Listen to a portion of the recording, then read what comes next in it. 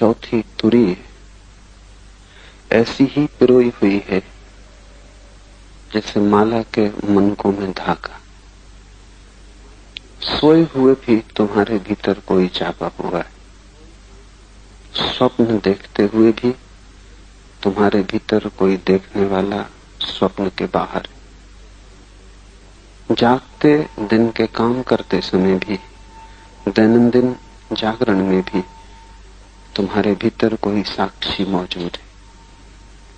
ऐसा होगा भी क्योंकि जो तुम्हारा स्वभाव है उसे तुम कितने ही गहरे सो जाओ तो भी खो ना सकोगे। जो तुम हो वो तो मौजूद ही रहेगा, दब जाए, छिप जाए, विस्मरण हो जाए, नष्ट नहीं हो सकता।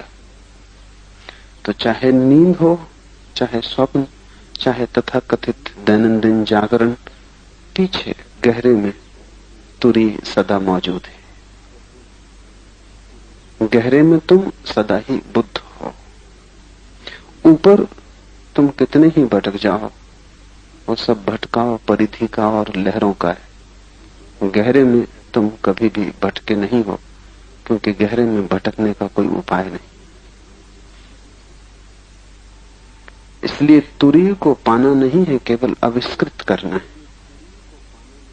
तुरी को उपलब्ध नहीं करना है, केवल अनावृत करना है। वो छिपी पड़ी है, जैसे कोई खजाना दबा हो। सिर्फ मिट्टी की थोड़ी सी परतें हटा दें और तुम सम्राट हो जाओ। कहीं खोजने नहीं जाना है, तुम्हारा खजाना तुम्हारे भीतर है। और इसकी झलक भी तुम्हें निरंतर मिलती रहती है, लेकिन तुम उस झलक पर ध्यान नहीं देते। सुबह उठ के तुम कहते हो रात बड़ी गहरी नींद आई, बड़ा आनंद हुआ, नींद बड़ी सुखद थी। जब तुम ये कहते हो, क्या तुमने कभी ख्याल किया कौन है जो जानता है कि नींद बड़ी सुखद थी? अगर तुम पूरे ही सो गए थे तो सुबह कौन याद करेगा? अगर तुम बिल्कुल ही सो गए थे तो स्मृति किसको होगी? ये कौन कहता है कि रात नींद बहुत गहरी आई, बड़ी आनंदपूर्ण थी? कोई जरूर नींद की गहराई में भी देखता रहा। नींद की गहराई में भी कोई टिमटिमाता प्रकाश जलता रहा है। अंधकार पूरा नहीं था, अंधकार देखा गया है। रात तुम सपने देखते हो, सुबह उनकी याद, उनकी झलक कायम रह जाती। सुबह उठ के तुम कहते हो रात बड़ा दुखद स्वप्न देखा। तो देखने वाला अलग था, सपने में तुम खो नहीं गए थे। तुम सपना ही नहीं हो गए थे, तुम दर्शक थे। सपना चला होगा अंतरात्मा के रंगमंच पर, लेकिन तुम नाटक के बाहर थे, अन्यथा याद न बनती। दिन में भी क्रोध पकड़ता है तो ऐसा नहीं कि तुम बिल्कुल ही सोए हुए हो, भीतर झलकें आती हैं। जब क्रोध पकड़ता है तब भी तुम जानते हो कि क्रोध पकड़ रहा है। पकड़ने के पहले भी जब धुआं अभी आने के करीब हुआ है तब भी तुम जानते हो कि अब क्रोध आने को है। जैसे वर्षा आने के पहले आकाश बादल से गिर जाता है, वैसे तुम्हें भी लगने लगता है अब क्रोध आने के करीब है। जब तुम मोह से भरते हो तब भी, जब तुम शांत होते हो तब भी, जब अशांत होते हो तब भी तुम्हारे भीतर कोई देख रहा है। लेकिन इस देखने वाले पर तुमने ध्यान नहीं दिया। तुम्हारा ध्यान दृश्य की तरफ बह रहा है। जो दिखाई पड़ता है तुम उसमें ही लीन हो। जो देखता है उस तरफ मुड़ के तुमने नहीं देखा। बस इतना ही करने का है और तुम्हारी बेहोशी टूट जाएगी, तुरी उपलब्ध हो जाएगा। और जिसे मिल गया तुरी उसे सब मिल गया। जिसे नहीं मिला तुरी, वो चौथी ध्यान की जागृत अवस्था न मिली, वो जीवन में सब कुछ कमा ले, सब कुछ इकट्ठा कर ले, मृत्यु के क्षण में पाएगा वो सब कमाना, सब इकट्ठा करना 2 कौड़ी का सिद्ध हुआ है। मैंने सुना है एक दिन मुल्ला नसरुद्दीन भागा हुआ नदी के तट पर पहुंचा। यात्रा पर जाना था, जल्दी में था और डर था कि कहीं नाव छूट ना जाए। खुश हो गया। कुछ ही कदम दूर था कि देखा नाव बस छूटी ही है। छलांग लगा के नाव पर सवार हो गया। पैर फिसला, गिर पड़ा, चारों खाने चित्त, कपड़े फट गए, कोहनियां खून से रक्त रंजित हो गई। फिर भी खुशी से उठ के खड़ा हो गया और आनंद भाव से चकित यात्रियों से कहा, आखिर पहुंच ही गया। थोड़ी देर हो गई थी लेकिन नाव पकड़ ली। यात्री कहने लगे, हम समझ नहीं पाते नसरुद्दीन, इतनी जल्दी क्या है? ये नाव जा नहीं रही, आ रही।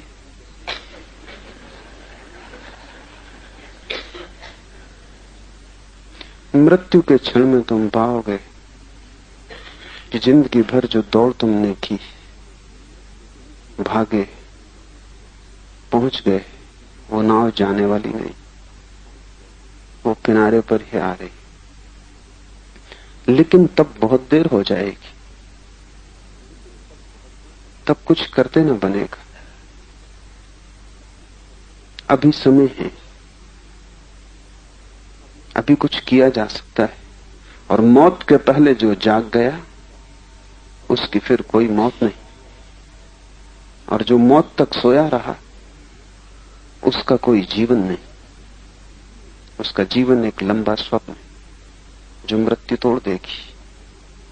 जो जाग गया जीते जी, उसकी फिर कोई मृत्यु नहीं, क्योंकि जो जाग गया उसने अपने भीतर के स्वभाव को देखा और अनुभव किया कि वह अमृत है।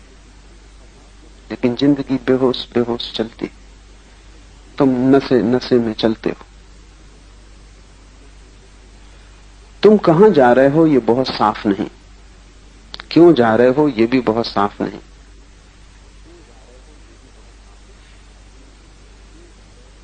दो भिखमंगे राह के किनारे बैठे बात करते थे। मैंने उनकी बात अचानक सुन ली।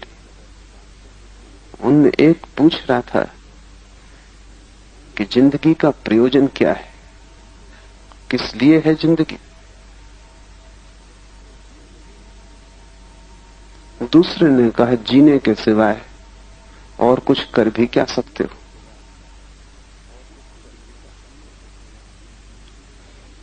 तुम भी उस दूसरे से राजी हो कि जिंदगी में जीने के सिवाय और कर भी क्या सकते हो, और जीना भी तुम्हारे हाथ में नहीं, अनंत अनंत स्थितियों पर निर्भर है। वो सब अचेतन है।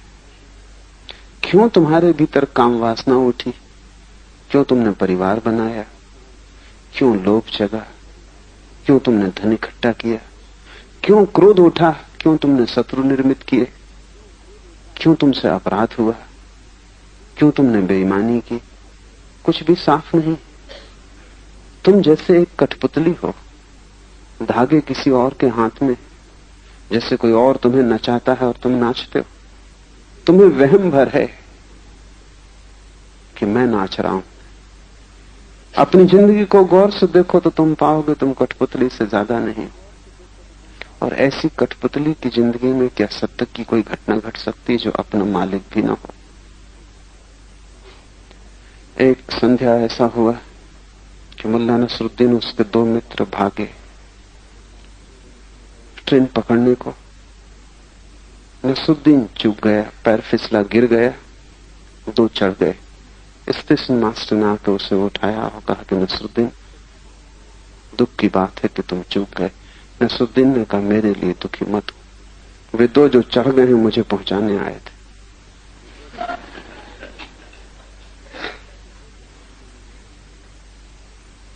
मैं तो दूसरी ट्रेन भी पकड़ लूंगा, उनका क्या होगा।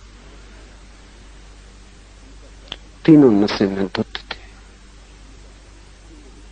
यहां बड़ी हैरानी की बात है, जो चढ़ गया है, जो सफल हो गया है, पक्का मत समझना कि वो कहीं पहुंच जाएगा। जो असफल हो गया, नहीं चढ़ पाया, पक्का मत समझना कि कुछ खो गया है। यहां चढ़ने वाला, न चढ़ने वाला, सफल असफल, जीत गया, हारा हुआ, सब एक से बेहोश है। जिंदगी के आखिर में हिसाब बराबर हो जाता है, सफल असफल सब बराबर हो जाता है। धनी गरीब सब बराबर हो जाते। मौत तुम्हें बिल्कुल साफ कोरी स्लेट की भांति कर देती। सिर्फ एक व्यक्ति को मौत नहीं बराबर कर पाती, वो है जिसने तीन के भीतर छुपे हुए चौथे को पहचान लिया, क्योंकि उसकी कोई मृत्यु नहीं। वही बस सफल हुआ, से सभी असफल। चाहे नेपोलियन, चाहे सिकंदर, वे सभी असफल। सिर्फ कोई बुद्ध पुरुष कभी सफल होता है। यहां सफलता बस एक है कि तुमने उसे जान लिया जिसकी कोई मृत्यु नहीं। जो मृत्यु से नष्ट हो जाए उसे तुम असफलता समझना, इससे असफलता की व्याख्या बना लेना। तुम्हारे पास कुछ है जो मृत्यु तुमसे न छीन पाएगी, इसको निरंतर विचार करना। मेरे पास कुछ है जो मृत्यु मुझसे न छीन पाएगी, और अगर तुम पाओ कुछ भी नहीं है तो जल्दी करना। अगर तुम पाओ कि सभी कुछ ऐसा है जो मृत्यु छीन लेगी तो समय खोना अब उचित नहीं, जागने की घड़ी आ गई। तीन जिसको तुम जागरण कहते हो, तुम्हारा दिन, स्वप्न, तुम्हारी रात और तुम्हारी निद्रा, जहां स्वप्न भी खो जाते, ये तीनों ही मृत्यु में पुछ जाएंगे। इन तीनों का तुमसे कोई संबंध नहीं। जैसे सूरज के चारों तरफ बादल घिर गए हों, ऐसे इन तीनों ने तुम्हारे सूरज को घेरा है। और अगर इन तीनों में ही तुमने अपने जीवन को नियोजित कर दिया तो मृत्यु के क्षण में तुम पाओगे तुम दीन दरिद्र मर रहे हो। लेकिन अगर तुमने सूरज की किरण पकड़ ली, एक किरण भी पकड़ ली, तो सूरज ज्यादा दूर नहीं, तब बादलों की तरफ तुम्हारी पीठ हो जाएगी और सूरज की तरफ तुम्हारा मुंह हो जाए। पहला सूत्र है, तीनों अवस्थाओं में चौथी अवस्था का तेल की तरह सिंचन करना चाहिए। तीनों अवस्थाओं में, चाहे जागो, चाहे सो, चाहे सपना देखो, चौथी की स्मृति को जगाते रहना चाहिए। ध्यान चौथे पे रहे, परिधि पे कुछ भी घटता रहे, नजर केंद्र पर लगी रहे। होश उठते बैठते संभाले रखना, भोजन करते, घर जाते, दुकान जाते, होश संभाले रखना। एक बात ख्याल रखना कि मैं दृष्टा हूं, करता नहीं। जीवन को एक अभिनय से ज्यादा मत समझना। अभिनय के साथ बहुत एकात्म मत हो जाना। तुम पति हो या पत्नी हो, दुकानदार हो कि ग्राहक हो, इसमें बहुत मत खो जाना। तुम्हारा पति होना या पत्नी होना, दुकानदार या ग्राहक होना, एक अभिनय का हिस्सा है। लेकिन भीतर तुम बाहर बने रहना। जाना दुकान जरूरी है, खेल प्यारा है, कुछ तोड़ने की जरूरत भी नहीं, मगर खेल की तरह प्यारा है, जीवन की तरह घातक है। ठीक है, जो खेल मिला है उसे पूरा कर देना, भगोड़े मत बनना। बीच में भागने की कोई जरूरत नहीं, भगोड़े हमेशा कमजोर है। और जिन्हें तुम साधु सन्यासी कहते हो वो अक्सर भगोड़े, वो कमजोर हैं जो जिंदगी में टिक ना पाए और जो जिंदगी में दृष्टा को न संभाल पाए, इसलिए भाग गए। भागने से कोई सन्यासी नहीं होता, भागने से केवल इतना ही बताता है कि संसार ज्यादा ताकतवर था और वो कमजोर था। दुकान पर न जाग सका, काम धंधा करते हुए न जाग सका, इसलिए भाग गया है। लेकिन अगर तुम दुकान पर न जाग सकोगे तो पहाड़ में कैसे जाग जाओगे? जागने की क्रिया तो एक ही है। तुम कहां हो इससे कोई भी संबंध नहीं, तुम क्या कर रहे हो इससे भी कोई संबंध नहीं, ये असंगत है। जागने की क्रिया तो एक है, चाहे तुम दुकान पर बैठ के जागो, चाहे तुम मंदिर में बैठ के जागो, चाहे तुम मखमल की गद्दियों पर बैठ के जागो, चाहे वृक्ष के नीचे बैठ के जागो, जागने की क्रिया तो एक है। जागने की क्रिया यह है कि जो भी कृत्य हो रहा है मैं उस कृत्य से पृथक हूं। वो कृत्य दुकान का है, काम का है, प्रार्थना का है, पूजा का है, कोई फर्क नहीं पड़ता। कृत्य मुझसे अलग है, वो संसार का हिस्सा है और मैं देखने वाला हूं। कृत्य में इतने लीन न हो जाना कि कृत्य ही बचे और साक्षी खो जाए। अभी ऐसा ही हुआ है। ये सूत्र कहता है तीनों अवस्था में चौथी को सिंचन करते रहना। धीरे धीरे सींचते सींचते चौथी का वृक्ष खड़ा हो जाएगा। पहले शुरू करना जागृत से, क्योंकि वही चौथी के निकटतम। उसमें थोड़ी सी किरण जागने की है, थोड़ा सा होश है, उस किरण का उपयोग करना। नींद में तो तुम कैसे जाग सकोगे एकदम से, सपने में कैसे जागोगे? तो पहले जागने से शुरू करना। जागने में 1% होश है, 99% बेहोशी है। इस 1% का उपयोग करना, इसको सींचना। जब भी दिन में मौका आ जाए तो अपने को झकझोर के जगा लेना। बार बार खो जाएगी स्थिति, फिर तुम भूल जाओगे, फिर एक झटका देना और अपने को जगा लेना। जैसे कोई आदमी बाजार जाता है सामान खरीदने, भूल ना जाए कपड़े पे गांठ लगा लेता है, ऐसे तुम भूल ना जाओ तो हर जगह अपनी चेतना पे गांठ लगा लेना। हर जगह कुछ भी कर रहे हो एक दफा ख्याल कर लेना कि मैं करने वाला नहीं हूं, सिर्फ देखने वाला हूं। ऐसा ख्याल आते ही तुम पाओगे सब तनाव खो गया। सब तनाव कर्तृत्व का है, अहंकार का है। जैसे ही तुम्हें लगेगा मैं देखने वाला हूं, तनाव खो जाएगा। एक क्षण को भी खोएगा तो भी झलक आएगी, भीतर सागर लहरें लेने लगेगा। बार बार खोएगा, क्योंकि जन्मों जन्मों से तुमने बेहोशी साथी, तोड़ने में समय लगेगा। मगर अगर तुमने सतत सिंचन किया और दिन में 10-20 मौके पर भी तुम जरा सी भी देर को जाग गए, रास्ते पे चलते हुए खड़े हो गए और तुमने साक्षी भाव से देखा, भोजन करते हुए अपने को हिला लिया, जगा लिया और साक्षी भाव से देखा, दुकान पर बैठे हुए ग्राहक से बात करते हुए भूले ही जा रहे थे कि तुमने अपने को संभाल लिया, तो तुम धीरे धीरे पाओगे कि आसान होती है जाती बात, रोज रोज आसान होती जाती। और दिन में कभी कभी झलकें आने लगेंगी तुरी की। जब दिन में तुरी सरल हो जाएगा तब तुम सपने में भी उसका उपयोग कर सकोगे। तब रात सोते वक्त एक ही ख्याल रख के सोना कि मैं देखने वाला हूं, मैं दृष्टा हूं। नींद आने लगे तुम्हारे भीतर एक ही स्वर गूंजता रहे कि मैं साक्षी हूं, मैं साक्षी हूं, मैं साक्षी हूं। इस भाव को पुनरुक्त करते हुए तुम सो जाना, तुम्हें पता भी न चले कब नींद लग गई और कब ये भावधारा टूटी। अगर तुम इस भावधारा को संभालते चले गए, नींद आ जाएगी, भावधारा जारी रहेगी। क्योंकि भावधारा तुम्हारे भीतर चल रही, नींद तो शरीर को आती। अगर भावधारा भीतर जारी रही तो एक दिन तुम अचानक स्वप्न में भी अनुभव करोगे कि मैं देखने वाला हूं, और जैसे ही तुम अनुभव करोगे अनूठी प्रतीति होगी, स्वप्न तत्क्षण टूट जाएगा।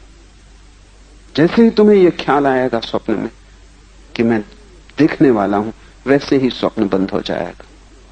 स्वप्न चलता ही तुम्हारी बेहोशी से। और जब ऐसा स्वप्न में होने लगे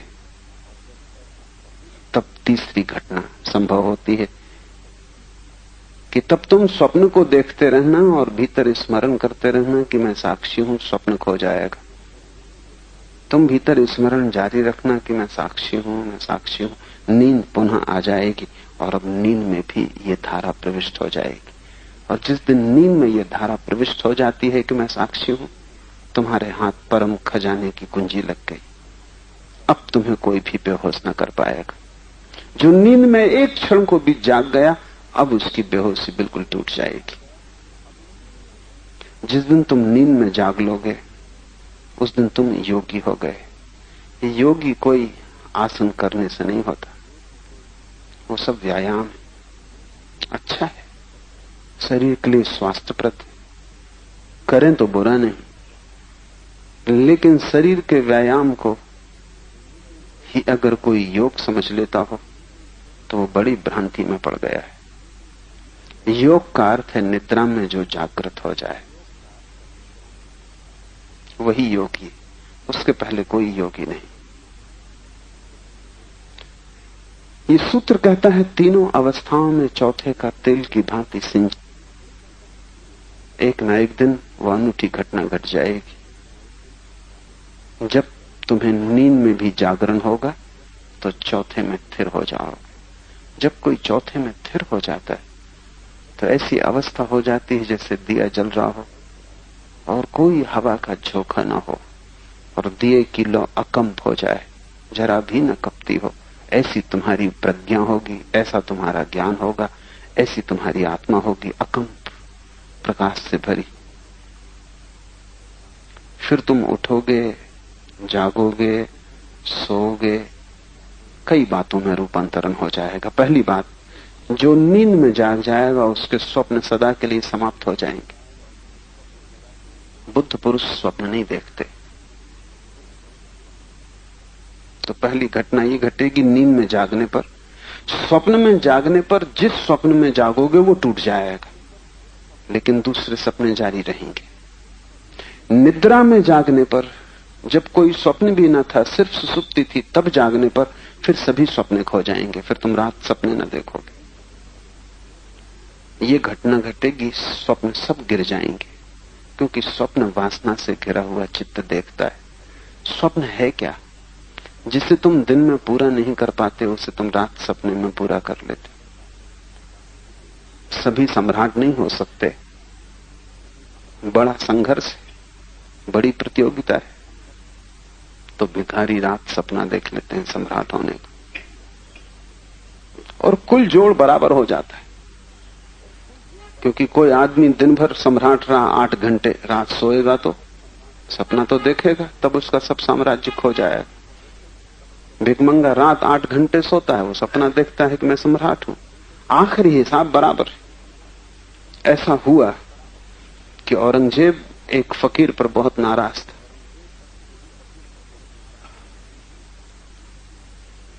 और एक दिन उसने फकीर को पकड़वा के महल बुलवा लिया, और लोगों ने कहा था इस फकीर को नाराज करना तक मुश्किल है। औरंगजेब ने कहा देखेंगे। सर्द रात थी, दिल्ली की सर्द रात। महल में राग रंग चलता रहा और फकीर को नग्न करवा के यमुना में खड़ा करवा दिया। औरंगजेब ने कहा कि सुबह पूछेंगे। रात भर फकीर नग्न बर्फीली नदी में खड़ा रहा। सुबह औरंगजेब ने पूछा, कहो कैसी बीती? फकीर ने कहा, कुछ तुम जैसी, कुछ तुमसे अच्छी।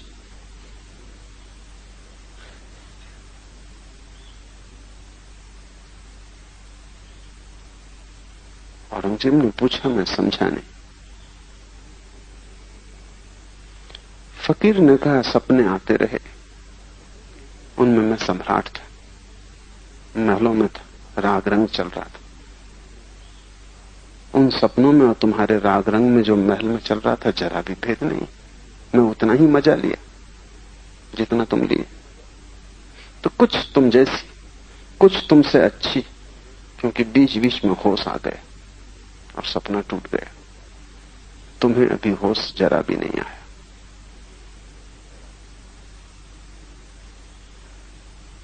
रात तुम वही तो पूरा करते हो जो दिन चूक जाता है। दिन के अधूरे कृत्य रात में पूरे किए जाते हैं। दिन में जो वासनाएं तुम पूरी न कर पाए क्योंकि कठिनाइयां हैं, और वासनाएं पूरी करना आसान नहीं क्योंकि वासनाएं दुष्पूर है और ऐसी हैं कि उनके पूरे होने का कोई उपाय ही नहीं, उनका स्वभाव पूरा होना नहीं। तुम्हें सारे दुनिया की संपत्ति मिल जाए तो भी पूरी ना होगी। कहते हैं सिकंदर को डायोजनीज ने कहा कि सिकंदर, जिस दिन तू सारी दुनिया जीत लेगा बड़ी मुश्किल में पड़ेगा, ये काम छोड़ ही दे। जब तक जीता नहीं तब तक मुश्किल में हो, जब जीत लेगा तो और भी मुश्किल में पड़ेगा। सिकंदर कहते हैं उदास हो गया और उसने डायोजनीज से कहा, ऐसी बातें मत करो, क्योंकि ये ख्याल ही कि सारी दुनिया मैंने जीत ली मुझे उदास करता है, क्योंकि फिर कोई और दूसरी दुनिया तो जीतने को है नहीं। सारी दुनिया जीत के भी मन भरेगा नहीं, मन कहेगा अब क्या जीते, और मन उदास होगा। सपने सम्राट भी देखते, भिकमंगे भी देखते, क्योंकि अधूरा जो रह गया वो सपने में पूरा कर लेना पड़ता है। सपने का एक गुण है, सपना बड़ा दयालु है। सपना तुम पर बड़ी कृपा करता है। अगर तुमने दिन में उपवास किया है, किन्हीं साधु सन्यासियों के चक्कर में पड़ गए और तुम भूखे मरे, तो रात तुम राजभोज में सम्मिलित हो जाओगे। सपना तुम्हारे साधुओं से ज्यादा दयालु है। वो तुम्हें राजभोज में बुला लेगा, बढ़िया से बढ़िया मिष्ठान जो तुम्हें कभी नहीं मिले, सुंदर से सुंदर भोजन तुम कर पाओगे, और उनके स्वाद में और असली भोजन के स्वाद में जरा भी अंतर नहीं। शायद थोड़ा उनका स्वाद ज्यादा ही है।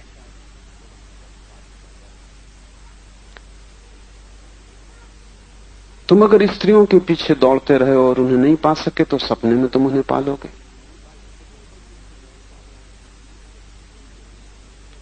दुनिया की सुंदरतम स्त्रियां तुम्हारी हो जाएंगी या सुंदरतम पुरुष तुम्हारे हो जाएंगे।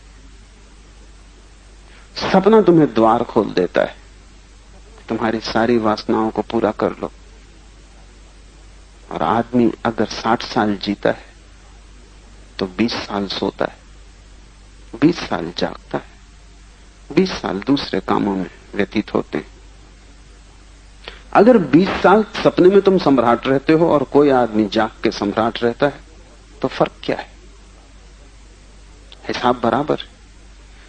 शायद जागने में जो सम्राट रहता है वो झंझटों में सम्राट रह भी नहीं पाता। तुम निश्चिंत भाव से सम्राट रहते हो सपनों। सपने उसी दिन खोते हैं जिस दिन कोई नींद में जाग जाता है, तब सपने व्यर्थ हो जाते हैं, क्योंकि नींद में जो जाग गया अब उसकी कोई वासना न रही। सब वासनाएं मूर्छा के हिस्से, बेहोशी के हिस्से।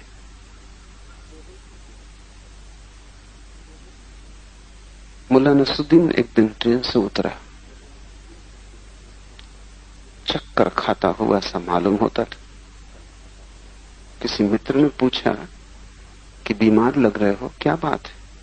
नसरुद्दीन ने कहा कि जब भी मैं ट्रेन में सवार होता हूं और कभी उल्टी यात्रा करनी पड़ती है, जिस तरफ ट्रेन जा रही है उस तरफ मुझे पीठ रखनी पड़ती, तो मुझे वमन और चक्कर और सिर दर्द पैदा हो जाता। तो उस मित्र ने कहा, भले आदमी सामने के आदमी से पूछ लिया होता कि भाई मैं जरा तकलीफ में हूं, जगह बदल लो। नसरुद्दीन ने कहा, वो मैंने भी सोचा था, लेकिन सामने की सीट खाली थी, वहां कोई आदमी नहीं था। पूछने का मैंने भी सोचा था।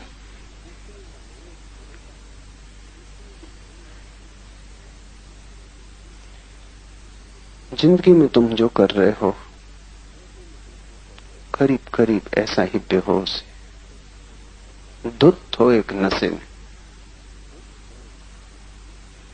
इस नशे को कहीं न कहीं से तोड़ना जरूरी है। कहां से तुम शुरू करोगे? जागृति से शुरू करो। सुबह उठो, एक ही भाव से उठो कि आज दिन साक्षी का प्रयोग करूंगा। और जब पहली दफे तुम्हें सुबह नींद खुलती है, तब चित्त बड़ा ताजा होता है, हल्का होता है। न विचार होते, न सपने होते। रात भर के विश्राम के बाद तुम्हारे भीतर भी एक सुबह होती है, बाहर भी एक सुबह होती है। तनाव नहीं होते, आकाश में बादल नहीं होते, तुम हल्के होते हो। जल्दी ही काम की दौड़ की दुनिया शुरू होगी, फिर मुश्किल होगा। तो जैसे ही तुम्हें पता चले सुबह की नींद टूट गई, आंख मत खोलना। उस वक्त चित्त बहुत संवेदनशील है। जैसे ही पता चले नींद टूट गई, पहला ध्यान एक करना कि मैं साक्षी हूं। रोज सुबह उठते समय 5 मिनट आंख बंद किए ही पड़े रहना, आंख मत खोलना। आंख खोलते ही संसार दिखाई पड़ा कि तुम खो जाओगे। आंख बंद ही रखना और भीतर एक भाव करना कि मैं साक्षी हूं, करता नहीं। और ये साक्षी भाव दिन भर सदे। बार बार इसका मैं स्मरण कर सकूं। ऐसे भाव में डूबे हुए तुम उठना और थोड़ी देर इसे संभालने की कोशिश करना, क्योंकि शुरू शुरू में सबसे ज्यादा आसान होगा। उठो, बिस्तर के नीचे पैर रखो, होश पूर्वक रखना। स्नान करने जाओ, होश पूर्वक स्नान करना। सुबह का नाश्ता करो, होश पूर्वक नाश्ता करना। होश पूर्वक का अर्थ है ये सब मेरे बाहर हो रहा है, शरीर की जरूरत है, मेरी नहीं। मेरी कोई जरूरत ही नहीं है भी नहीं, क्योंकि तुम स्वयं परमात्मा हो। तुम्हारी क्या जरूरत हो सकती? तुम पूर्ण हो, तुम ब्रह्म स्वरूप हो, सब कुछ तुम्हारा है, तुम्हारी कोई भी जरूरत नहीं। आत्मा किसी जरूरत से नहीं चलती, उसके लिए कोई ईंधन की जरूरत नहीं, बिन बाती बिन तेल। मेरी कोई जरूरत नहीं, शरीर की जरूरत है। स्नान, भोजन, उठना, काम, इसे संभालने की कोशिश करना। इस धागे को जितनी देर तक खींच सको खींचना, जल्दी ये खो जाएगा। काम धाम की दुनिया है, पुरानी आदत है, मगर रोज रोज इसको सींचना। ये पौधा धीरे धीरे बड़ा होगा, दिखाई भी नहीं पड़ेगा कब बड़ा हो रहा है, क्योंकि इतने धीमे धीमे बढ़ेगा। लेकिन अचानक एक दिन तुम पाओगे दिन भर एक धागे की तरह तुम्हारे भीतर प्रकाश की एक किरण बनी रहती, और वो प्रकाश की किरण तुम्हारे जीवन को रासायनिक रूप से बदल देगी। क्रोध कम आएगा, क्योंकि साक्षी को कैसा क्रोध। मोह कम पकड़ेगा, क्योंकि साक्षी को कैसा मोह। चीजें घटेंगी, सफलता असफलता होगी, सुख दुख आएंगे, लेकिन तुम कम डमाडोल होगे, क्योंकि साक्षी का कैसा कंपन। सुख आएगा उसे भी तुम देख लोगे, दुख आएगा उसे भी देख लोगे, और तुम्हारे भीतर सतत धारा बनी रहेगी कि मैं देखने वाला हूं, भोगता नहीं। कोई भी नहीं कह सकता कि कितना समय लगेगा। तुम्हारी त्वरा, तीव्रता, तुम्हारी सघन आकांक्षा, अभीप्सा पे निर्भर करेगा। कैसे तुम चलते हो, दौड़ते हो कि चींटी की चाल चलते हो, क्योंकि अक्सर धर्म की दुनिया में लोग बराती की चाल चलते। बराती की चाल से कहीं पहुंचोगे नहीं। बराती की चाल ठीक है, क्योंकि बारात को कहीं पहुंचना ही नहीं, वैसे गांव का चक्कर लगा के वहीं आ जाना। ये सब हुआ। एक बोध कथाकार, उसने जैसी बोध कथाएं लिखी दुनिया में किसी ने नहीं लिखी। वह आदमी बड़ी प्रज्ञा का था। एक किनारे बैठा था रास्ते के। एक दिन एक आदमी निकला और उसने पूछा कि भाई मेरे बता सकोगे कि गांव कितनी दूर है और मैं कितनी देर में पहुंच जाऊंगा? ये सब कुछ भी न बोला, सिर्फ उठ के उस आदमी के साथ चलने लगा। वह आदमी थोड़ा डरा भी।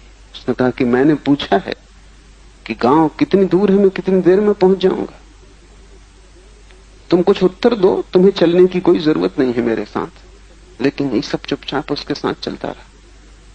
कोई 15 मिनट बाद ईसप ने कहा 2 घंटे लगेंगे। उस आदमी ने कहा हद पागल आदमी हो, ये बात तुम वहीं कह सकते थे, मेरे साथ मील भर आने की जरूरत न थी। ईसप ने कहा जब तक तुम्हारी चाल न देख लूं तब तक कैसे बताऊं कितनी देर लगेगी। रास्ते की लंबाई से थोड़ी तय होता है आदमी की चाल। अब मैं निश्चिंत भाव से कहता हूं 2 घंटे लगेंगे।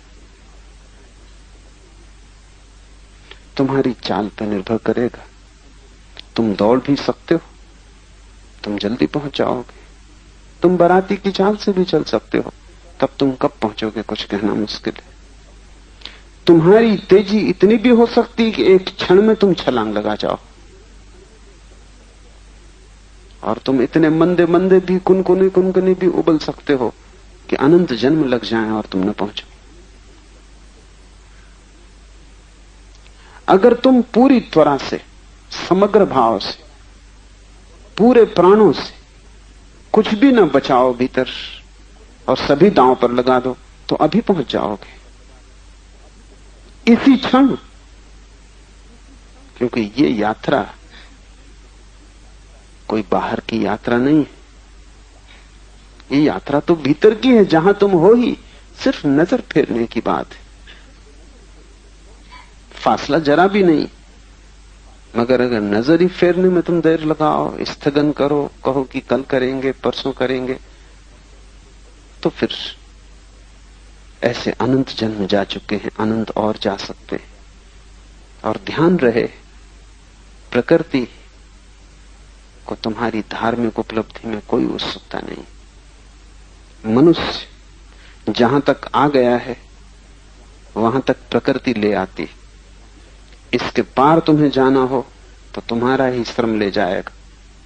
प्रकृति तुम्हें पशु बनाती है, उससे आगे नहीं। उतना काम प्रकृति कर देती। मनुष्यत्व तो अर्जित करना होता है, और इसलिए आदमी बड़े संकट में जीता है।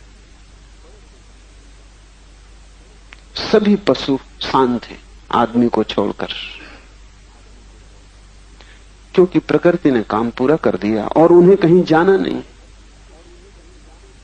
तुम किसी कुत्ते से ये नहीं कह सकते हो कि तुम दूसरे कुत्तों से कम कुत्ते हो। सभी कुत्ते बराबर कुत्ते, दुबले हो, मोटे हो, ताकतवर हो, कमजोर हो, लेकिन कुत्तेपन में कोई फर्क नहीं। लेकिन सभी आदमी बराबर आदमी नहीं, आदमियत में फर्क है। दुबला पतला आदमी भी बहुत बड़ा आदमी हो सकता है, मोटा तगड़ा आदमी भी बिल्कुल छोटा आदमी हो सकता है। एक नया गुणधर्म शुरू होता है आदमी के साथ। किस बात से तय होता है? जितना होश होगा उतनी ही ज्यादा मनुष्यता फलित होगी। और जिस दिन तुम परिपूर्ण होश से भर जाओगे उस क्षण दिव्य हो जाओगे।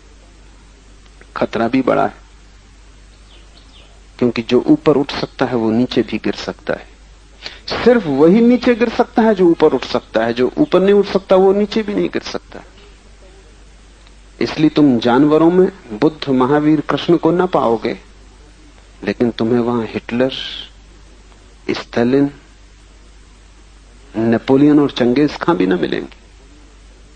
क्योंकि जब बुद्धत्व नहीं हो सकता तो चंगेज खां होने का भी उपाय नहीं। जहां पर्वत शिखर होते हैं वहीं खाइयां होती।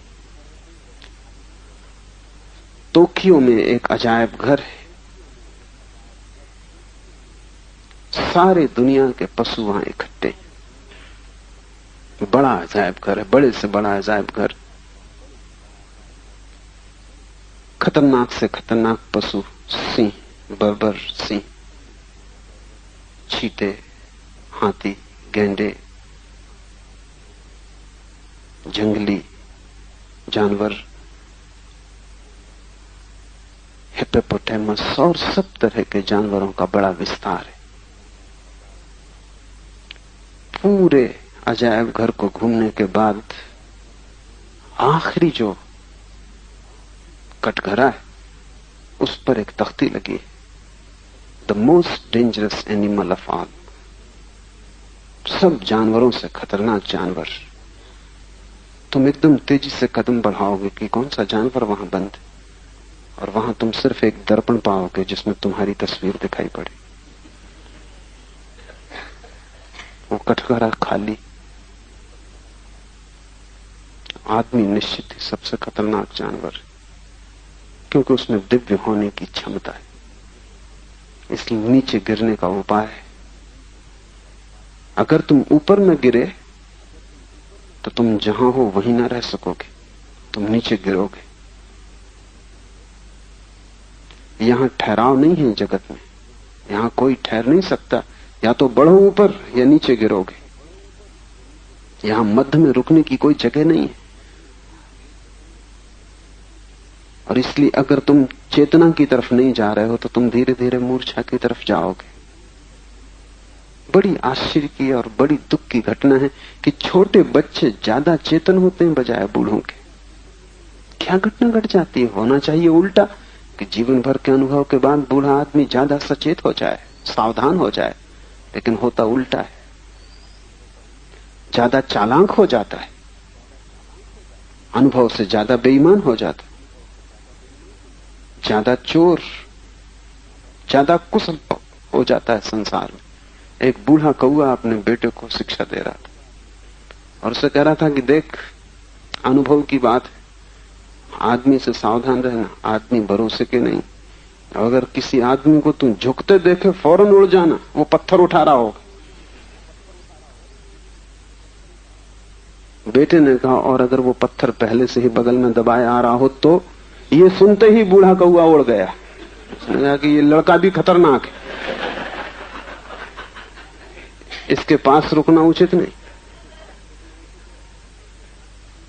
बूढ़े आदमी सिर्फ जीवन के अनुभव से ज्यादा जागरूक तो नहीं होते, ज्यादा बेईमान हो जाते, चालाक हो जाते। लेकिन चालाकी से क्या मिलेगा? यहां कुछ मिलने को ही नहीं है। न तो भोलेपन से यहां कुछ खोने को है, न चालाकी से यहां कुछ मिलने को है। यहां जो भी हम बना रहे हैं वो रेत पर बनाए हुए भवन, बन जाएं तो भी मिटेंगे, न बने तो भी कुछ हर्ज नहीं। बच्चे ज्यादा चेतन मालूम पड़ते हैं। बच्चों को देखें, उनकी आंखें ज्यादा होशपूर्ण मालूम पड़ती, वे ज्यादा सजग मालूम पड़ते हैं। उन्हें सुलाने के लिए हमें उपाय करने पड़ते। सब भांति हम उनकी इंद्रियों को काटते ताकि उनकी सचेतना कम हो जाए। जोर से हंसने नहीं देते, जोर से रोने नहीं देते, दौड़ने उछलने कूदने नहीं देते। उनकी जीवन ऊर्जा को हम सब तरफ से कैद करते। उन्हें हम जल्दी से जल्दी बेईमान बना लेना चाहते। मुल्ला नसरुद्दीन के बेटे से मैंने पूछा कि तेरी उम्र कितनी? उसने कहा घर में 7 साल और बस में 5 साल।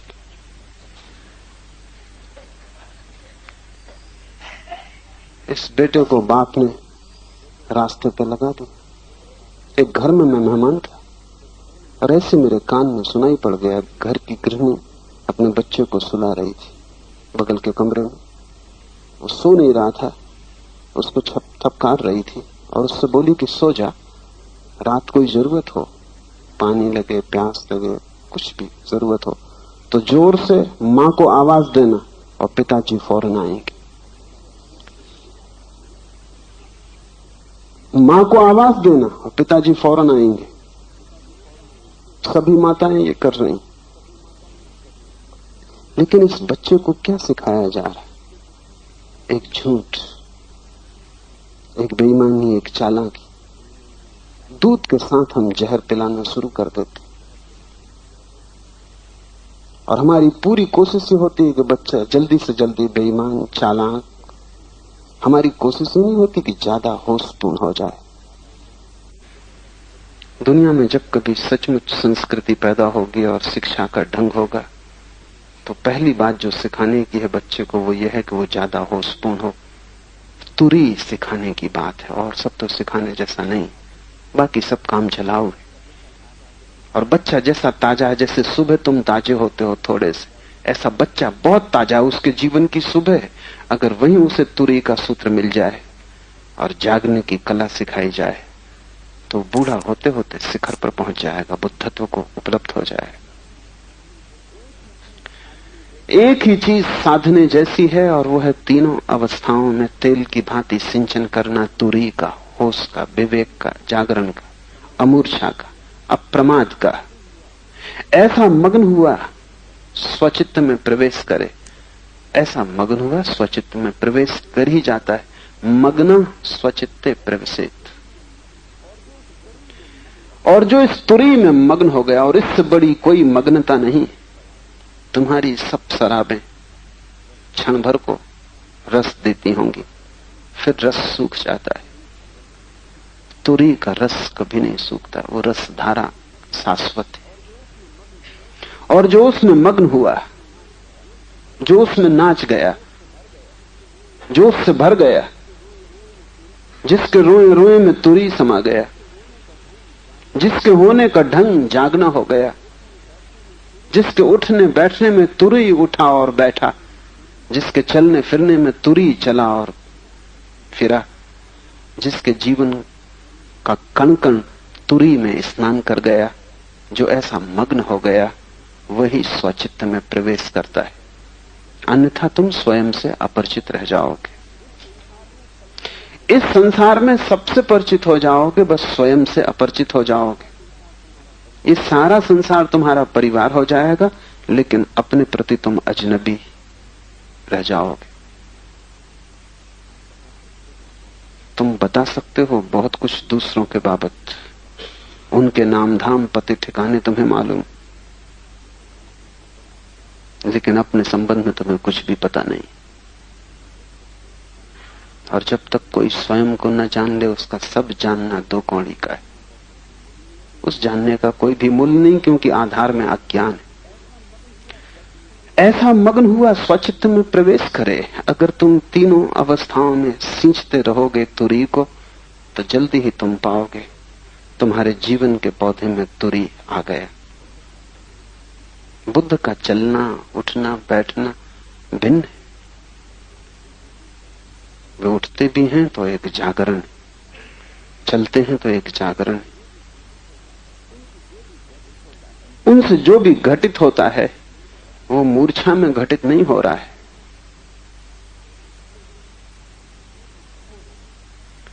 होश है। वे जो भी कर रहे हैं सचेतन है। तुमने अब तक जो भी किया है अचेतन है। हालांकि तुम कहते हो मैंने जान के किया, वो भी झूठ है। तुम्हारा बच्चा कपड़े फाड़ के घर लौट आया है कि स्लेट तोड़ के घर लौट आया है, और तुमने उसे मारा है, डांटा है, डपटा है। तुमसे अगर कोई पूछे तो तुम कहोगे कि मैंने होश पूर्वक किया, बच्चे के सुधारने के लिए किया। लेकिन तुम थोड़ा विश्लेषण करना, सच में तुमने सोच के किया है? सच में तुम होश पूर्वक थे कि तुम क्रुद्ध हो गए, तुम नाराज हो गए और तुमने बच्चे से बदला लिया है? बच्चे ने तुम्हारी आज्ञा तोड़ी, तुम उससे नाराज हो। अगर तुम नाराज हो तो तुम जो भी कर रहे हो वो बेहोशी में है, क्योंकि क्रोध बेहोशी है। और तुम जो कह रहे हो वो केवल समझाने की बातें। तुम जो कह रहे हो इसके सुधार के लिए।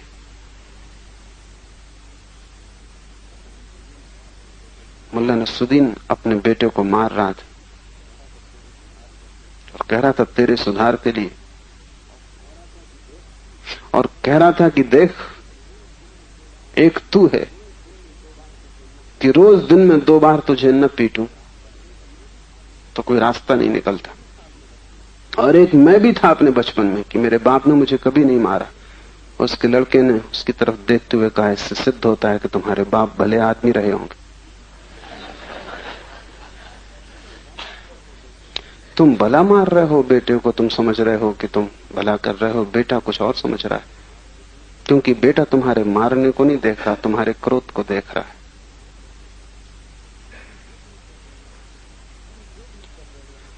तुम जो भी कर रहे हो, तुम रैशनलाइजेशन, तुम उसके आसपास तर्क खड़ा करते हो, तुम समझाते हो अपने को कि मैं बिल्कुल ठीक कर रहा हूं। कल ही एक मित्र अपनी पत्नी को लेकर मेरे पास आए। पत्नी उन्हें ध्यान नहीं करने देती। सोचती पत्नी यही है कि ध्यान ढंग का नहीं है। पुरानपंथी विचार है, लेकिन ये तो ऊपर ऊपर है। अचेतन कारण बिल्कुल दूसरा है। कोई पत्नी नहीं चाहती कि पति ध्यान करे, कोई पति नहीं चाहता कि पत्नी ध्यान करे, क्योंकि जैसे ही कोई ध्यान करता है कि पुराना संबंध खतरे में पड़ जाता है। जैसे ही कोई ध्यान में गया कि वैसे ही काम से उसका रस कम हो जाएगा। ये अचेतन कारण, बाकी सब बहाने, बाकी सब ऊपर ऊपर है।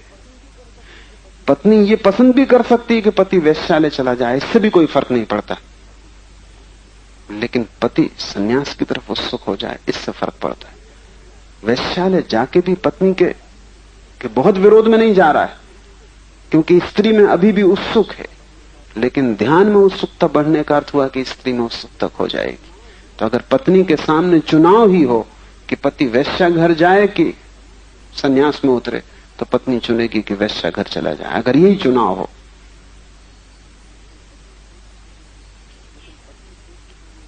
लेकिन पत्नी सोचेगी ये कि घर में बच्चे हैं, उनको पालना है, और ध्यान में लग जाओगे तो कैसे पालोगे?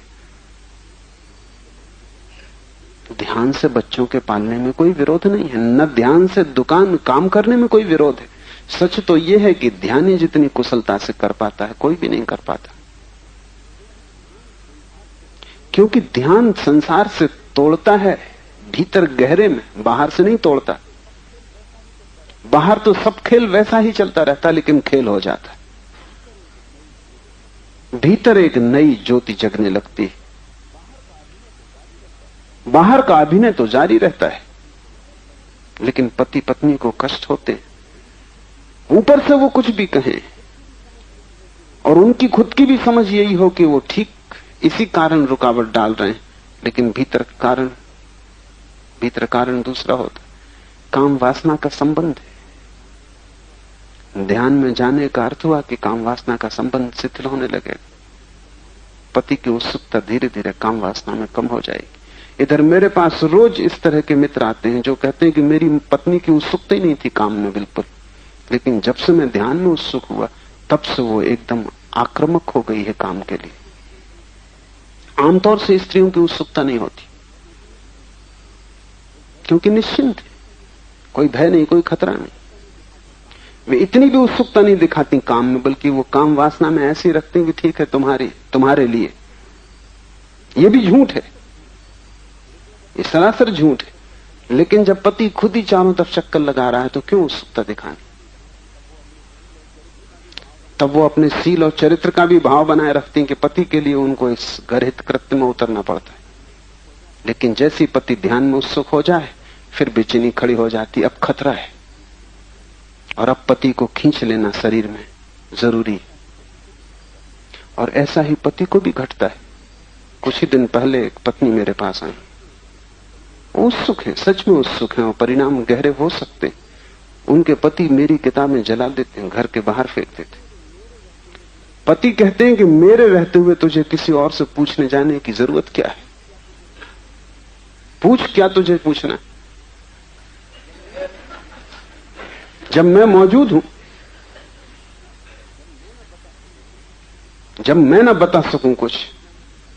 अब पत्नी भली भांति जानती है पति को कि वो क्या बता सकते, लेकिन पति के अहंकार को चोट लगती। पत्नी अगर किसी गुरु में उत्सुक हो जाए तो पति के अहंकार को भारी चोट लगती। कोई उनसे भी ऊपर पत्नी के हृदय में बैठा जा रहा, कष्ट है। लेकिन उस कष्ट को सीधा नहीं कहा जाएगा। तुम जो भी कर रहे हो, जो भी कह रहे हो, वो कहना पक्का सच्चा नहीं है, भीतर कारण कुछ और होंगे।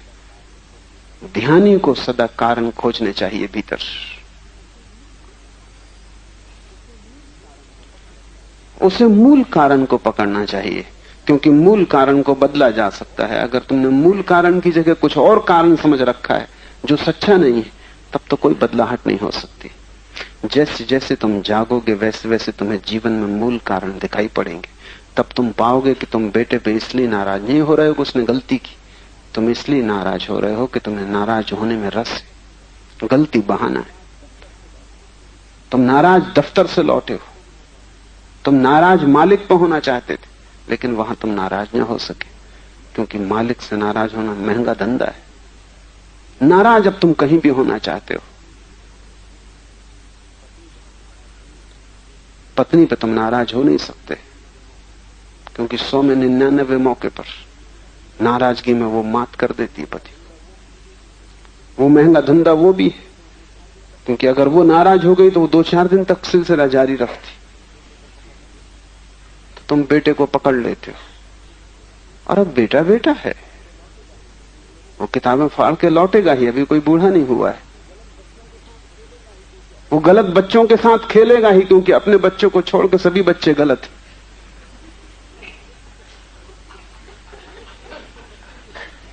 मैं एक छोटे से बच्चे से पूछा कि तू तू अच्छा बच्चा है, सब लोग तुझे अच्छा मानते हैं। उसने कहा अगर मैं सच बताऊं तो मैं उस तरह का बच्चा हूं जिसके साथ मेरी मां मुझे खेलने न देगी। उसने कहा कि मैं उस तरह का बच्चा हूं कि जिसके साथ मेरी मां मुझे खेलने न देगी अगर मैं सच बताऊं। तुम्हारे बच्चे को छोड़कर सब बच्चे गलत हैं।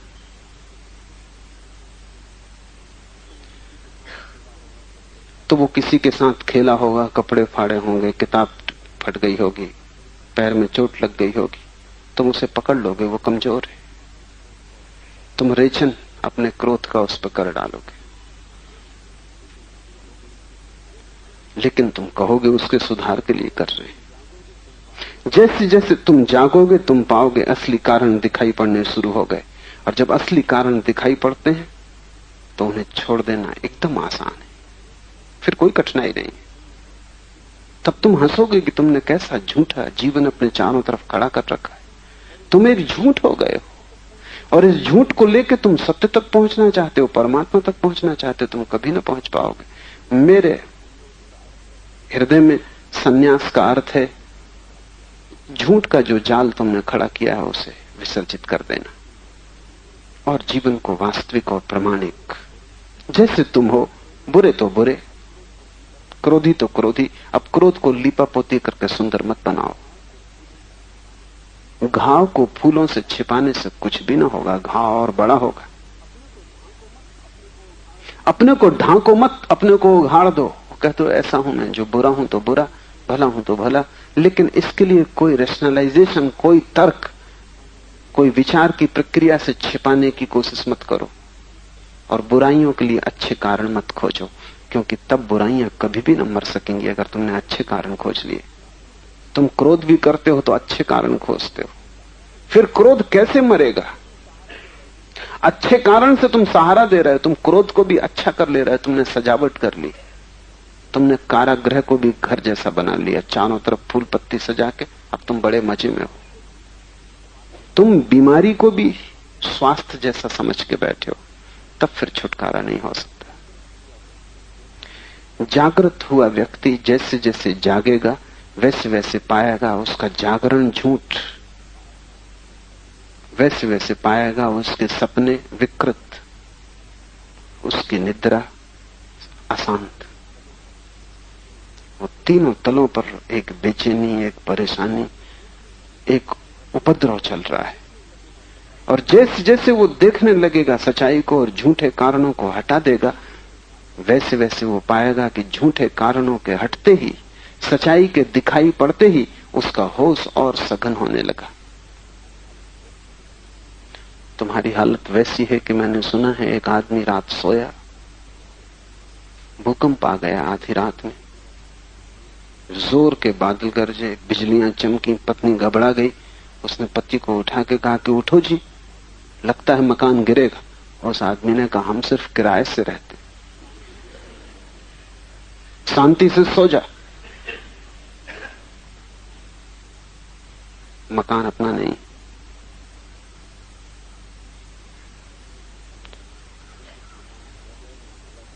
तुम जिस मकान में रह रहे हो वो भला तुम्हारा ना हो, लेकिन गिरेगा तो तुम मरोगे। तुमने जो झूठ खड़ी कर रखी वो भला तुम्हारी ना हो, क्योंकि बहुत सी झूठ भी उधार है। कुछ गुरुओं से सीखी हैं तुमने, कुछ शास्त्रों से सीखी हैं, कुछ संप्रदायों से सीखी हैं, वो तुम्हारी भी नहीं, मगर गिरेंगी तो तुम मरोगे तुम। और तुम झूठ से घिरे हो, लेकिन झूठ कारगर मालूम होती है भी, क्योंकि उससे तुम्हें चेहरे को सुंदर बनाने में सुविधा मिलती। झूठ से तुम सजे सजे लगते हो, भीतर तो दुख है, पीड़ा है, ऊपर मुस्कुराहटें, वो सब झूठी हैं। बेहतर है तुम रो, आंसू गिरने दो, बह जाने दो रंग रोगन जो तुमने लगाया है ऊपर से, कोई हर्जा नहीं, क्योंकि केवल सच्चाई से ही सत्य तक पहुंचा जा सकता है। जैसे जैसे तुम जागने को सींचोगे वैसे वैसे सब रंग रोगन बहने लगेगा। इस रंग रोगन के बह जाने का नाम ही संन्यास है। और जैसे जैसे तुम भीतर सच्चे होते जाओगे वैसे वैसे तुम पाओगे कि बीमारी को मिटाना जरा भी कठिन नहीं, लेकिन झूठी बीमारी को मिटाना बहुत कठिन है। ऐसा समझो कि तुम कैंसर के मरीज हो, लेकिन डर के मारे तुम ये स्वीकार नहीं करते कि मैं कैंसर का मरीज हूं, क्योंकि फिर कैंसर घबराता है, तो तुम समझते हो सर्दी जुकाम। कि कुछ नहीं, सर्दी जुकाम है, और तुम सर्दी जुकाम का इलाज करते रहते हो। इससे क्या होगा? इससे कितनी देर तुम धोखा दोगे? गुरजीएफ अपने शिष्यों को कहता था, पहली बात साधक के लिए जान लेनी जरूरी है कि उसकी असली बीमारी क्या है, और सभी साधक उसको छिपाते। और जो असली बीमारी को छिपा लेता उसका निदान ही नहीं हो पाता, डायग्नोसिस नहीं हो पाती। और तब तुम झूठी बीमारी का इलाज करते रहते हो। उस इलाज से भी तुम मरते हो, बच नहीं सकते, क्योंकि वो बीमारी ही कभी तुम्हारी बीमारी न थी। मेरे पास लोग आते, कोई पूछता है ईश्वर की खोज करनी है, कोई कहता आत्मा की खोज करनी। उनके चेहरे पे ऐसी किसी खोज का कोई लक्षण नहीं दिखाई पड़ता। ये खोज झूठी है, वो किसी और चीज की खोज में, लेकिन ईश्वर के नाम के नीचे उसको छिपा रहे हैं। एक मित्र आए, बूढ़े हैं, और कहा कि बस ईश्वर की तलाश कर रहा हूं 30 साल से। उनका 30 साल काफी लंबा वक्त है। अगर ईश्वर तुमसे बच ही ना रहा हो तो अब तक मिल जाना चाहिए। ऐसा डर लगता है कि ईश्वर तुमसे बच रहा, और अगर वो बच रहा है तो 30 जन्म भी। और या फिर तुम कहीं और खोज रहे हो, उसके घर की तरफ तुम जाते नहीं। या तो तुम उससे बच रहे हो या वो तुमसे बच रहा है। तुम मुझे ठीक ठीक बताओ, मामला क्या है? नहीं, उन्होंने कहा कि मैं बिल्कुल खोज कर रहा हूं ईश्वर की, और ध्यान साधना सब कर रहा हूं, लेकिन कुछ फल नहीं होता। क्या फल चाहते? कोई सिद्धि नहीं हाथ आती। अब ये आदमी ईश्वर को खोज ही नहीं रहा, ये आदमी सिद्धि खोज रहा है। ईश्वर का नाम रखा हुआ है इसने, सिद्धि भीतर खोज रहा है, ऊपर से ईश्वर का नाम रखा। तुम बाजार में ही ना पाओगे कि डब्बों पे कुछ और लिखा है, भीतर कुछ और। तुम मंदिरों में भी ऐसे आदमी पाओगे, डब्बे पे कुछ लिखा है, भीतर कुछ और।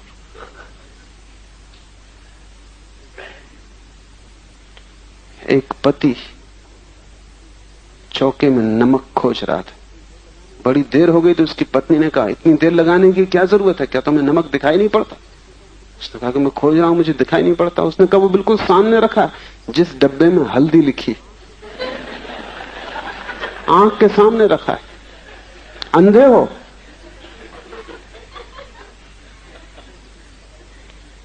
सारी खोज ऐसी चल रही है, तुम्हें पक्का पता नहीं तुम क्या खोज रहे हो, क्यों खोज रहे हो। जागने को जैसे जैसे सींचोगे तुम्हारे जीवन में एक दिशा आएगी, व्यर्थ गिरेगा, सार्थक बचेगा। और जिस दिन बिल्कुल सार्थक बच जाता है उस दिन मंजिल दूर नहीं।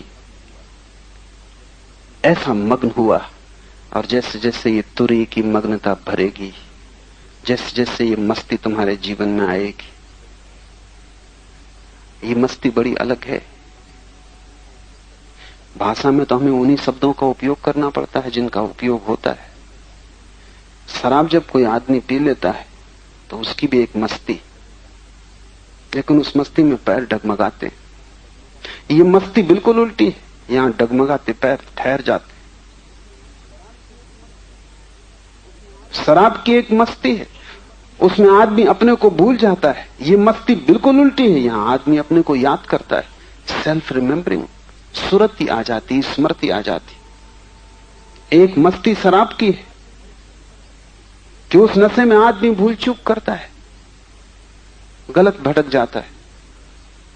और एक मस्ती तुरी की है जहां आदमी से भूल चूक होनी असंभव हो जाती।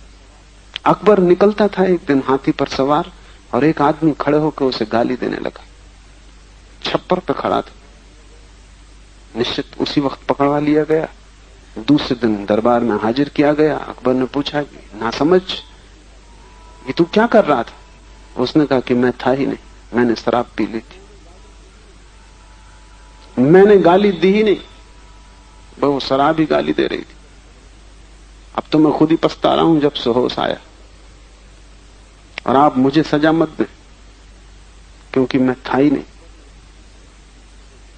अकबर ने स्थिति समझी, क्योंकि अकबर तुरी में बहुत उत्सुक था।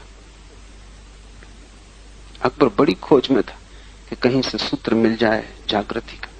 उसने बात समझी कि बेहोश आदमी को क्या सजा देनी, उससे गलती होगी ये निश्चित है, उससे ठीक हो जाए ये चमत्कार है। तुमसे कभी कुछ ठीक हो जाता है तो ये चमत्कार है, तुमसे गलत होता है ये स्वाभाविक है, क्योंकि तुम होश में नहीं। गुरजीएफ कहता था कि तुमने जो पाप किए हैं इनके कारण परमात्मा तुम्हें नरक नहीं भेज सकता, क्योंकि ये सब तुमने बेहोशी में किए। बेहोश आदमी को तो अदालत भी माफ कर देती। परमात्मा तुम्हें नरक नहीं भेज सकता, तुमने ये जो पाप किए हैं इनके लिए, क्योंकि तुमने सब बेहोशी में किए। वो इतना समझदार तो होगा ही जितनी अदालतें। अगर ये सिद्ध हो जाए कि आदमी ने शराब की हालत में किसी की हत्या भी कर दी, तो भी अदालत उसे माफ करेगी, क्योंकि वो होश में नहीं था। कम सजा देगी। सजा भला शराब पीने के लिए दे, लेकिन हत्या के लिए क्या सजा देनी है? वो आदमी था ही नहीं। तुमने पाप भी किए हैं, वे भी बेहोशी में, तुमने पुण्य भी किए हैं, वे भी बेहोशी में। इसलिए तुम्हारे पाप और पुण्यों में बहुत फर्क नहीं है, उनका गुणधर्म एक सही। तुम घर बसाओ कि तुम सन्यास लेके मुनि हो जाओ, कोई फर्क नहीं। तुम बेहोश हो, तुम दुकान पे बेहोश हो, तुम मंदिर में, तुम दफ्तर में बेहोश हो, स्थानक में भी बेहोश ही रहोगे, कोई फर्क पड़ने वाला नहीं। कपड़े पहन के बेहोश हो, नग्न होकर बेहोश रहोगे। असली सवाल बेहोशी के तोड़ने का है, असली सवाल कृत्यों को बदलने का नहीं है। कृत्यों को बदलना तो बिल्कुल आसान है, लेकिन एक कृत्य में बेहोशी दूसरे कृत्य में बेहोशी आ जाएगी। और जिसने ऐसा मग्न हुआ, तुरी को साधा, वो स्वचित्त में प्रवेश कर जाता है। जैसे ही कोई स्वचित्त में प्रवेश करता है, उसके जीवन में पहली बार प्राण समाचार का उदय होता है। प्राण समाचार से अर्थात सर्वत्र परमात्मा ऊर्जा का ही स्फुरण है। ऐसे अनुभव से समदर्शन को उपलब्ध होता है। और जैसे ही कोई व्यक्ति स्वयं को जान लेता, तत्क्षण वो जान लेता यही दिया सब में जल रहा है। जब तक तुमने अपने को नहीं देखा, तभी तक दूसरा तुम्हें पराया मालूम पड़ रहा है। जब तक तुमने खुद को नहीं पहचाना, तभी तक तुम दूसरे को भी दुश्मन समझ रहे हो। जैसे ही तुमने स्वयं को देखा, वैसे ही तुम सभी के मिट्टी की दीवालों में गिरे हुए प्रकाश के दिए को देख लोगे। समदर्शन को उपलब्ध हो जाओगे। फिर न कोई मित्र है, न कोई शत्रु, न कोई अपना, न कोई पराया। तब वस्तुतः तुम ही सबके भीतर छाए हुए हो। तब एक ही विराजमान है। प्राण समाचार, इसे शिव सूत्र में कहा है कि अब तुम्हें वो समाचार मिल गया कि सब तरफ एक ही प्राण, सभी दियों में एक ज्योति, सभी बूंदों में एक ही सागर का निवास है। किसी का दिया काला है, किसी का गोरा है, कोई लाल मिट्टी का बना, कोई पीली मिट्टी का बना, कोई इस शक्ल, कोई उस शक्ल, कोई ये नाम, कोई वो रूप, लेकिन भीतर की ज्योति का न कोई नाम है, न कोई रूप। जिसने अपने को जाना, उसने अपने को सब में जान लिया। पहली घटना घटती है तुरी से कि तुम स्वयं को जानते हो, तत्क्षण दूसरी घटना घटती है कि तुम परमात्मा को जान लेते हो। आत्मा को जाना इधर, उधर परमात्मा उघड़ गया। परमात्मा को सीधा मत खोजो। सीधा तुम खोजोगे तो वो कल्पना ही होगी। तुम बैठे कल्पना कर सकते हो कि कृष्ण बांसुरी बजा रहे हैं, ये कोई, इससे कोई परमात्मा ना मिल जाए। ये सपना है, अच्छा सपना है, मगर इस सपने में और दूसरे सपनों में कोई भी भेद नहीं। मन कल्पना कर रहा है। तुम कल्पना कर सकते हो कि महावीर के दर्शन हो रहे हैं, बुद्ध के दर्शन हो रहे हैं, राम के दर्शन हो रहे हैं, और कई लोग यही कल्पना करते रहते हैं। बैठे हुए सपने देखते रहते हैं। धार्मिक सपने हैं मगर सपने ही। परमात्मा को सीधा खोजने का कोई उपाय ही नहीं, क्योंकि तुम ही उसके द्वार हो। जब तक तुम अपने द्वार से न गुजरोगे उसका द्वार बंद है। आत्मा परमात्मा का द्वार है। इधर खुला द्वार, इधर तुमने जाना अपने को कि परमात्मा प्रकट हो गया। तब तुम्हें सब तरफ वही दिखाई पड़ने लगेगा। वृक्ष में, पत्थर में, चट्टान में वही आबद्ध है। कहीं बहुत सोया है, कहीं बहुत जागा है, कहीं सपने में खोया है, कहीं नींद है, कहीं होश है, लेकिन वही है। उस एक की प्रतीति को शिव ने प्राण समाचार कहा है। वो बड़े से बड़ा समाचार है, लेकिन स्वयं को जानने वाले को उपलब्ध होता है। और जब कोई व्यक्ति समदर्शन में ठहर जाता है, वह शिव तुल्य हो जाता है। शिव तुल्यो जायते, फिर वो स्वयं परमात्मा हो गया। तुम तभी तक मैं हो जब तक तुम्हें अपना पता नहीं। ये बात बड़ी विरोधाभासी लगती। तुम तभी तक चिल्लाए चले जा रहे हो मैं, जब तक तुम्हें पता नहीं कि तुम कौन। जिस दिन तुम्हें पता लगेगा उसी दिन मैं भी गिर जाएगा, तू भी गिर जाएगा। उस दिन तुम शिवतुल्य हो जाओगे। उस दिन तुम स्वयं परमात्मा हो। उस दिन अहिर्निश नाद उठेगा, अहम ब्रह्मास्मि। उस दिन तुम ये दोहराओगे नहीं, ये तुम जानोगे। उस दिन ये तुम्हें समझना नहीं पड़ेगा, ये तुम्हारा अस्तित्व होगा, ये तुम्हारी अनुभूति होगी। उस दिन सब तरफ एक का ही नाद, एक का ही निनाद होगा। जैसे बूंद सागर में खो जाए, सीमा मिट जाए, असीम हो जाए, तब तुम शिवतुल्य हो जाओगे। शिव की यही चेष्टा है, बुद्धों का यही प्रयास कि तुम भी उन जैसे हो जाओ। उन्होंने जो जाना है परमानंद, वो तुम्हारी भी संपदा है। तुम अभी बीज हो, वे वृक्ष हो गए। वे वृक्ष तुमसे यही कहे चले जा रहे हैं कि तुम बीज मत बने रहो, तुम भी वृक्ष हो जाओ। और तब तक तुम्हें शांति न मिलेगी जब तक तुम शिव तुल्य न हो जाओ। इससे कम में आदमी राजी होने वाला नहीं। इससे कम में आत्मा तृप्त न होगी। प्यास बनी ही रहेगी, कितना ही पियो संसार का पानी, प्यास बुझेगी नहीं जब तक कि परमात्मा के घट से न पी लोगे। तब प्यास सदा के लिए खो जाती। सब वासनाएं, सब दौड़, सब आपाधापी समाप्त हो जाती, क्योंकि तुम वो हो गए जो परम, उसके ऊपर फिर कुछ और नहीं। तीनों अवस्थाओं में चौथी अवस्था को तेल की तरह सिंचन करो, ताकि ऐसे मग्न हो जाओ कि स्वचित्त में प्रवेश हो, ताकि प्राण समाचार मिले, ताकि तुम जान सको कि सब में एक ही विराजमान है, समदर्शन हो, ताकि तुम शिवतुल्य हो जाओ। आज इतना ही।